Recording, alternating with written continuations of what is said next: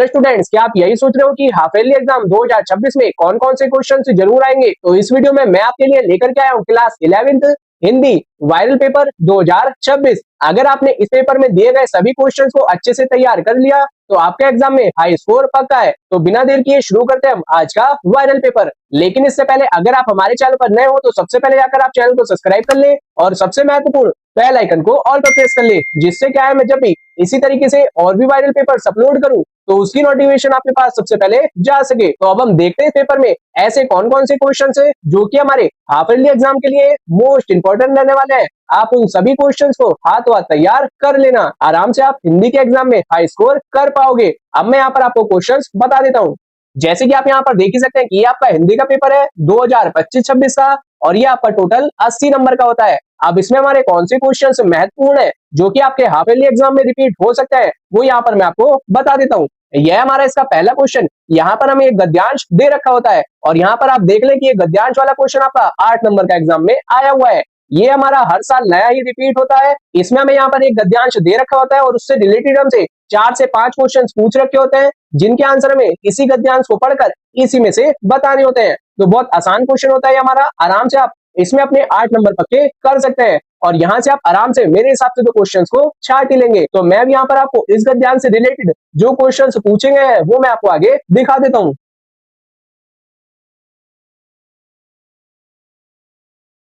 जो कि आप यहाँ पर देख सकते हैं, यहाँ पर हमसे 4 क्वेश्चंस पूछ रखे हैं और जो कि हमारे 2-2 नंबर के क्वेश्चंस हैं। तो ये टोटल क्वेश्चन हो जाएगा हमारा 8 नंबर का। तो 8 नंबर आराम से आपके पक्के हो जाएंगे। बस यहाँ पर आप क्वेश्चंस को ध्यान से छाट लेना और आराम से आपको हर क्वेश्चन का आंसर गद्यांश में ही मिल जाएगा। तो ऐसे ही हमारा इसका दूसरा क्वेश्चन है, यहाँ पर हमें निबंध लिखना है और लगभग लगभग उसमें हमारे 200 शब्द होने चाहिए और ये क्वेश्चन भी हमारा 8 नंबर का होता है। यहाँ पर हमें 4 विषय दे रखे हैं, चारों में से जिस पर भी आप निबंध लिख सकते हैं उसमें से आप किसी भी एक टॉपिक को लिख करके आ जाना। अब यहाँ पर जो हमें निबंध के टॉपिक दे रखे हैं वो हमारे अक्सर एग्जाम में अलग अलग ही आते हैं, लेकिन कुछ ऐसे टॉपिक्स होते हैं जो कि हमारे हर साल रिपीट होते रहते हैं। तो इन चारों टॉपिक्स में से जो टॉपिक्स हमारे एग्जाम में रिपीट होते रहते हैं, एक तो ये पहला वाला और एक ये तीसरा वाला। पहला वाला उत्तराखंड के प्रमुख तीर्थ स्थल और दूसरा है मानव जीवन में वृक्षों का क्या महत्व है, वो मैं यहाँ पर बताना है। दोनों ही टॉपिक्स हमारे महत्वपूर्ण है, तो दोनों टॉपिक से रिलेटेड आप थोड़ा बहुत पढ़ करके चले जाना और आप आराम से निबंध को लिख करके आ जाएंगे और इसमें भी लगभग आपको 6 से 7 नंबर आराम से मिल जाएंगे। पूरे नंबर निबंध में नहीं मिलते हैं, बहुत कम चांसेस होता है कि आपने बहुत बढ़िया लिखा हो और आपको निबंध में पूरे नंबर मिल जाए। आप देखते हैं इसके अगले क्वेश्चन को। अब ये हमारा इसका क्वेश्चन नंबर 3 और यहाँ पर हमें पत्र लिखने के लिए बोल रखा है। ऐसे ही जो इसके हाथों में भी क्वेश्चन दे रखा है उसमें भी हमें यहाँ पर पत्र लिखना है और ये हमारा टोटल 4 नंबर का क्वेश्चन है। और मैं यहाँ पर आपको बता दूं, ये जो आपके 11वीं क्लास में पत्र आते हैं, ये जो हमें पहला पत्र दे रखा होता है, इसमें हमें कोई समस्या दे रखी होती है और उस समस्या के ऊपर हमें किसी अधिकारी को पत्र लिखना होता है। ऐसे ही जो हमारे पास दूसरा पत्र आता है जो इसके अथवा में दे रखा होता है, उसमें हमें ज्यादातर या तो दोस्तों को पत्र लिखना होता है या फिर माता पिता को पत्र लिखना होता है या फिर प्रधानाचार्य को पत्र लिखना होता है। वही हमें यहाँ पर समस्या दे रखी है और यहाँ पर हमें जिला अधिकारी को पत्र लिखना है।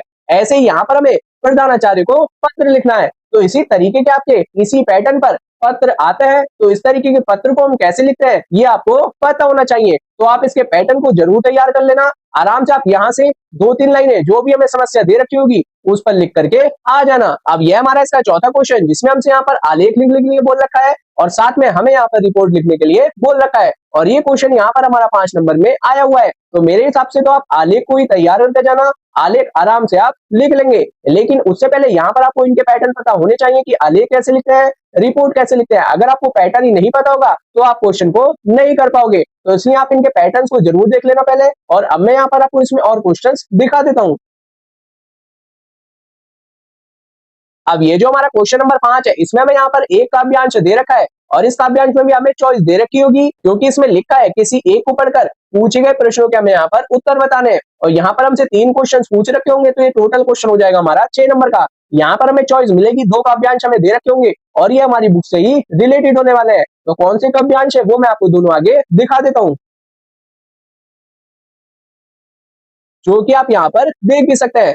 ये ऊपर वाला हमारा पहला काव्यांश है और ये नीचे वाला हमारा दूसरा काव्यांश है। आपको एग्जाम में ऐसा नहीं करना है कि आपने 2 क्वेश्चन के आंसर तो यहाँ से दे दिए और तीसरे क्वेश्चन का आंसर आपने दूसरे वाले काव्यांश में से दे दिया है। ऐसा अगर आप करोगे तो पूरा क्वेश्चन आपका गलत हो जाएगा। ऐसा आपको नहीं करना है। आपको एक ही काव्यांश को पढ़कर उससे रिलेटेड पूछे गए तीनों क्वेश्चंस के आंसर देने हैं, चाहे फिर आप ऊपर वाले काव्यांश में से दे या फिर नीचे वाले काव्यांश से दे, ऐसा आपको नहीं करना है। इस बात का आप ध्यान रखना, वरना आपको पूरा का पूरा क्वेश्चन काट दिया जाएगा।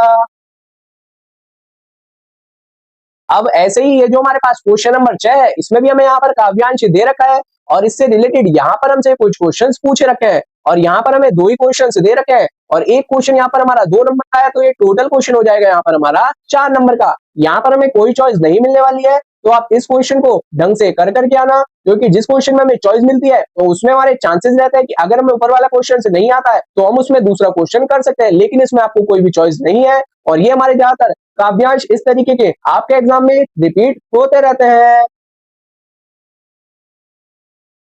अब अगला क्वेश्चन है हमारे पास क्वेश्चन नंबर 7 और यहाँ पर हमें किन्हीं 2 प्रश्नों के उत्तर बताने हैं। सबसे पहले तो आप क्वेश्चन के जो निर्देश दे रखे होते हैं उनको ध्यान से पढ़ लेना, कहीं आप जल्दबाजी में यहाँ पर तीनों क्वेश्चन ना करके आ जाए और बाद में आपको पछतावा होगा और आपका टाइम भी खर्च हो जाएगा और उस क्वेश्चन में आपको नंबर भी नहीं मिलेंगे। और यहाँ पर भी हमारा एक क्वेश्चन 2 नंबर का होने वाला है, तो इन तीनों क्वेश्चंस में कौन से हमारे क्वेश्चंस मोस्ट रिपीटेड है वो यहाँ पर मैं आपको बता देता हूँ। उन क्वेश्चंस को आप ढंग से तैयार कर लेना और स्टूडेंट्स इन क्वेश्चंस को बिल्कुल भी मिस मत करना, एग्जाम में रिपीट होने के इनके सबसे ज्यादा चांसेस हैं।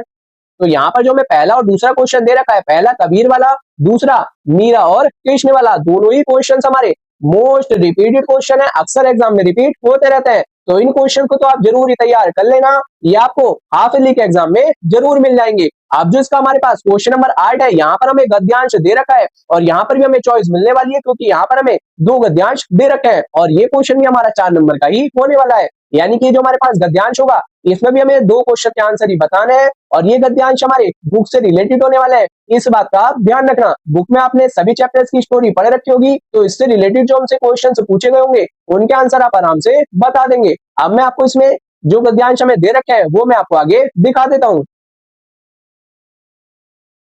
तो यह हमारे पास पहला गद्यांश और इससे रिलेटेड यहाँ पर हमें 2 क्वेश्चंस दे रखे हैं।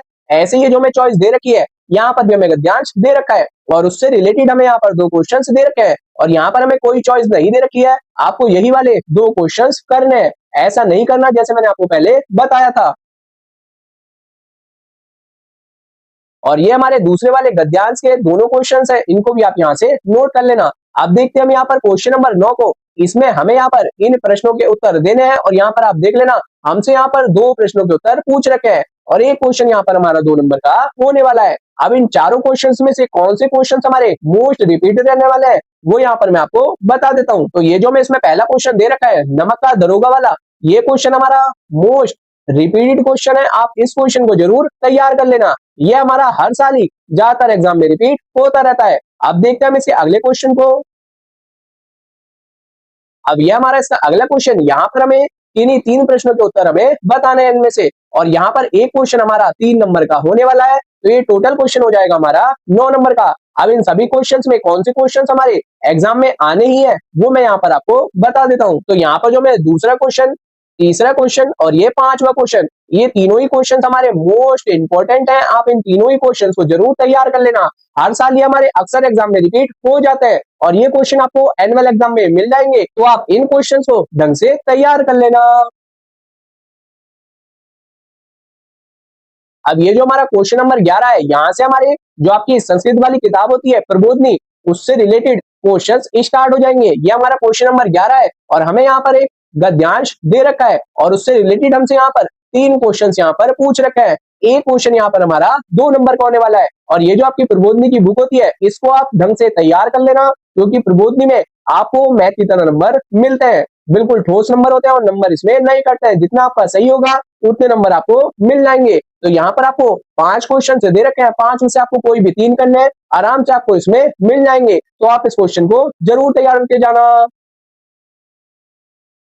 ऐसे ही जो हमें क्वेश्चन नंबर 12 दे रखा है, यहाँ पर हमें एक श्लोक दे रखा है इसमें और यहाँ पर हमें 3 प्रश्नों के आंसर ही देने हैं और ये टोटल हमारा 6 नंबर का होने वाला है। तो यहाँ पर हमें 3 के आंसर देने हैं और यहाँ पर हमें 4 क्वेश्चन दे रखे हैं। तो इसमें ये जो हमारा ये लास्ट वाले दोनों क्वेश्चन है ये तो हमारे मोस्ट इंपोर्टेंट है, वैसे ही हमारे एग्जाम में आते रहते हैं, तो आप इन क्वेश्चन को जरूर तैयार कर लेना। और विनोदनी में तो इतने बड़े क्वेश्चन आंसर नहीं होते हैं, आराम से आप उन क्वेश्चंस को याद कर सकते हैं और आराम से आपके बढ़िया नंबर आ जाएंगे। तो स्टूडेंट्स यहाँ पर मैं आपको बता देता हूँ कि अगर आपको हिंदी में स्कोर करना है तो उसके लिए यहाँ पर आपकी प्रबोधनी बहुत बढ़िया होनी चाहिए। अगर आपने प्रबोधनी में हाई स्कोर कर लिया तो अपने आप ही आपका हिंदी में हाई स्कोर हो जाएगा। अब देखते हैं हम इसके अगले क्वेश्चन को।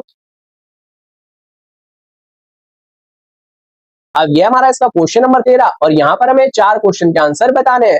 एक क्वेश्चन यहाँ पर हमारा 2 नंबर का है, तो टोटल क्वेश्चन हो जाएगा हमारा 8 नंबर का। और यहाँ पर हमें 8 क्वेश्चन दे रखे हैं। इन 8 क्वेश्चन में से हमें यहाँ पर 4 क्वेश्चन करने हैं। अब इन 8 क्वेश्चन में कौन से क्वेश्चन हमारे ज्यादा महत्वपूर्ण है, जो एग्जाम में रिपीटेड होते रहते हैं, वो यहाँ पर मैं आपको बता देता हूँ। तो यहाँ पर जो मैं ये 4 क्वेश्चन दे रखे हैं, ये चारों क्वेश्चन हमारे इंपॉर्टेंट क्वेश्चन है और एग्जाम में अक्सर ये हमारे रिपीट होते रहते हैं। तो आप इन सभी क्वेश्चन को जरूर तैयार कर लेना। अब ये हमारा अगला लास्ट क्वेश्चन है, ये भी मैं आपको आगे दिखा देता हूँ।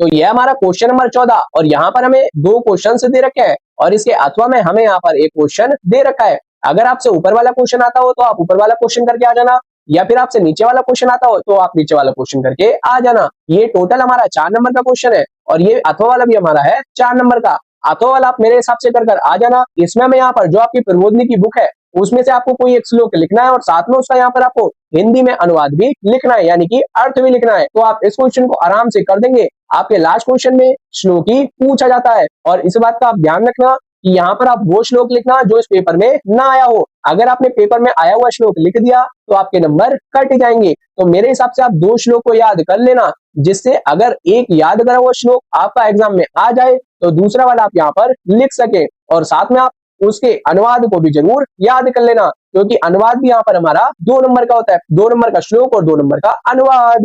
तो स्टूडेंट्स इन क्वेश्चंस को बिल्कुल भी मिस मत करना। इन क्वेश्चंस के एग्जाम में आने के सबसे ज्यादा चांसेस है। और अगर आप इसी तरीके से अपना एनुअल एग्जाम पेपर भी देखना चाहते हो तो डिस्क्रिप्शन में दी गई प्लेलिस्ट को आप जरूर चेक कर लेना। तो ये था हमारा क्लास 11th का हिंदी का हाफ ईयरली 2026 का वायरल पेपर, जो कि मैं यहाँ पर आपको दिखा चुका हूँ। और अगर आप हिंदी में हाई स्कोर करना चाहते हो तो आप बताए गए क्वेश्चंस को जरूर तैयार कर लेना। और अगर ये वीडियो आपके लिए थोड़ी सी भी हेल्पफुल नहीं हो तो सबसे पहले जाकर आप वीडियो को लाइक करें, शेयर करें और चैनल को जरूर सब्सक्राइब करें। और डिस्क्रिप्शन में दी गई प्लेलिस्ट को चेक करना बिल्कुल ना भूलें।